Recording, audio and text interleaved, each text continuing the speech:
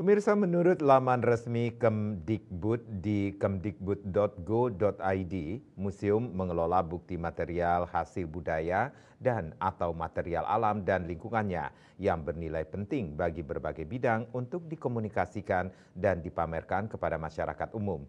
Pengejawantahan upaya museum mengkomunikasikan dan memamerkan bukti material hasil budaya tersebut telah dilakukan Museum Nasional Tokyo di Jepang.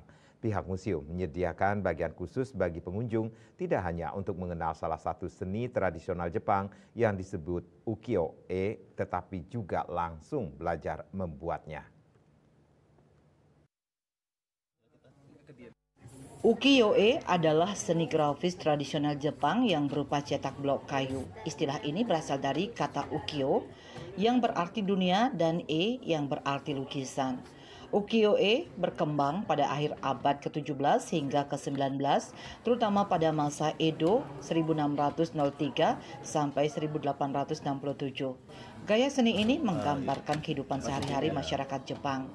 Dalam kunjungan ke Museum Nasional Tokyo terkait program Genesis 2024, peserta program tersebut berkesempatan tidak hanya mengenal, tetapi juga mempelajari cara membuat karya seni ukiyo-e. Di dinding bagian seni ukiyo-e telah diberikan petunjuk cara membuat karya seni. Langkah-langkahnya cukup sederhana, seperti dilakukan oleh salah satu peserta program Genesis 2024 ini. Prinsipnya, pengunjung menyisipkan kertas khusus yang telah disediakan pada tempat yang ditunjukkan.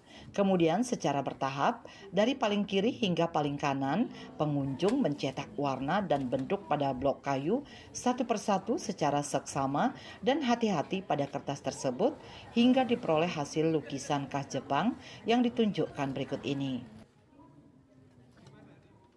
Selain belajar mengenal seni tradisional ukiyo-e, pengunjung juga memperoleh souvenir menarik hasil karya sendiri.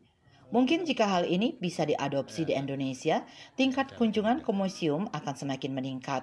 Museum di Indonesia bisa mencari formula untuk mengenalkan seni membuat kain tradisional seperti misalnya batik. Purnawan, Bali TV.